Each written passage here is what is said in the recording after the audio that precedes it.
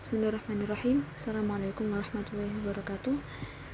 Saya Nabila Lutfiah. Di sini saya akan memaparkan terkait PPT proposal penelitian untuk memenuhi mata kuliah metodologi penelitian di semester 6 kali ini. Karena pada video kali ini saya akan fokuskan pada paparan dari bab 1 pendahuluan terkait proposal penelitian dalam kajian saya yang berjudul Problematika Menghafal Al-Quran dan Solusinya dalam Perspektif Psikologi Studi Kasus terhadap mahasiswa Prodi Ilmu Al-Quran dan Tafsir UIN Maulana Malik Ibrahim Malang. Langsung saja yang pertama dari bab 1 pendahuluan, yakni latar belakang masalah. Di masa ini tidak sedikit kampus-kampus atau perguruan tinggi Islam yang bertebaran di Indonesia. Masing-masing perguruan tinggi menawarkan berbagai fakultas dan beraneka macam prodi di dalamnya. Mulai dari fakultas dengan prodi-prodi keilmuan umum seperti fakultas kedokteran, fakultas hukum, dan sejenisnya, juga terdapat fakultas dengan prodi-prodi khusus keilmuan agama seperti fakultas syariah yang memfasilitasi prodi dengan memfokuskan pada keilmuan bidang keal-Quranan seperti prodi ilmu Al-Quran dan tafsir.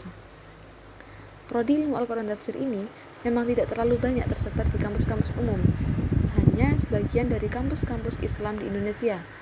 Tetapi yang unik dari prodi ini ialah terdapat mata kuliah tahfidz di dalamnya dengan 2 SKS di setiap semesternya.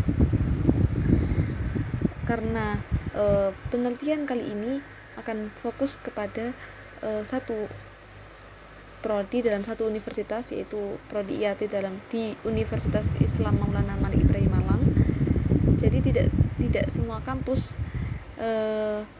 dengan prodi tersebut mempunyai sistem yang sama.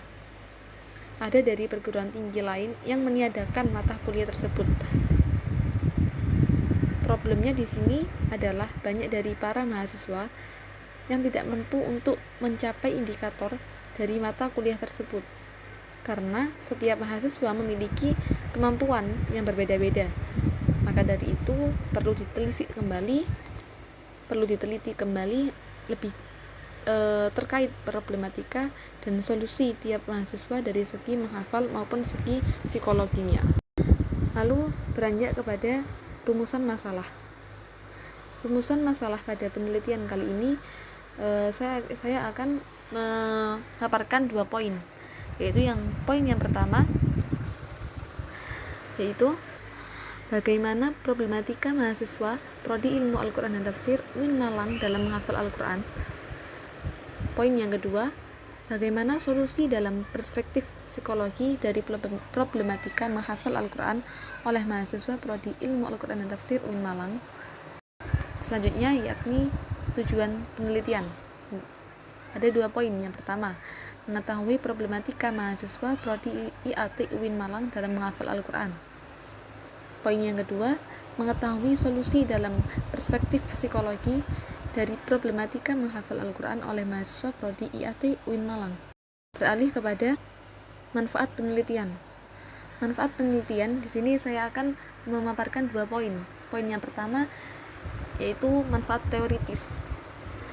Dan poin yang kedua yaitu manfaat praktis.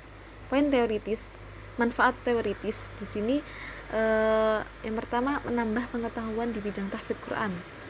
Yang kedua, memperkaya khasanah keilmuan terkait tahfidz Quran. Lalu manfaat praktis. Ada 2 poin juga di dalamnya. Yang pertama, dapat menjadi acuan dan semangat bagi mahasiswa untuk menjaga kalamnya. Poin yang kedua yakni meningkatkan kualitas hafalan. Selanjutnya terkait metode penelitian. Nah, di sini metode penelitian, di sini saya akan memaparkan 4 poin. Poin yang pertama yaitu jenis penelitian. Jenis penelitian yang saya ambil yaitu jenis penelitian kualitatif deskriptif analitis, yaitu berbasis kepada lapangan. Lalu yang kedua, sumber data. Jadi sumber data yang saya pakai yaitu sumber data primer dan juga sumber data sekunder. Lalu Setelah sumber data, poin selanjutnya yakni metode pengumpulan data. Metode pengumpulan data di sini saya akan menggunakan teknik observasi dan juga interview. Dalam observasi kali ini saya akan terjun langsung ke lapangan untuk melihat objek tersebut, untuk dinarasikan. Lalu untuk wawancara, saya akan menggunakan wawancara semi terstruktur dari penelitian.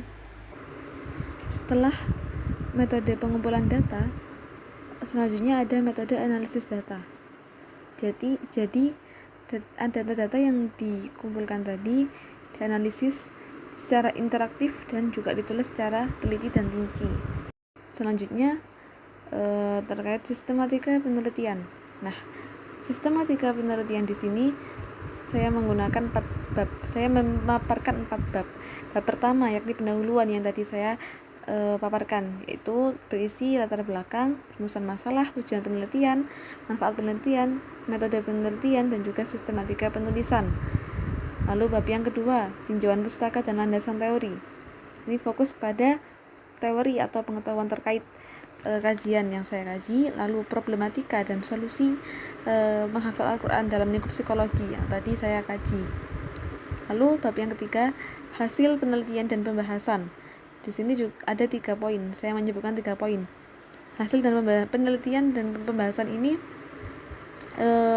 pemaparan dari rumusan masalah. Jadi terkait pembahasan dan hasil penelitian terkait kajian. Dan yang selanjutnya, problematika menghafal Al-Quran bagi mahasiswa dalam lingkup psikologi. Yang ketiga, solusi menghafal Al-Quran bagi mahasiswa dalam lingkup psikologi. Lalu yang keempat, yaitu yang terakhir, penutup, berisi 2 poin, yakni kesimpulan dan juga saran. Mungkin itu dari saya terkait proposal penelitian dalam tugas metodologi penelitian kali ini. Kurang lebihnya mohon maaf, semoga bermanfaat. Assalamualaikum warahmatullahi wabarakatuh.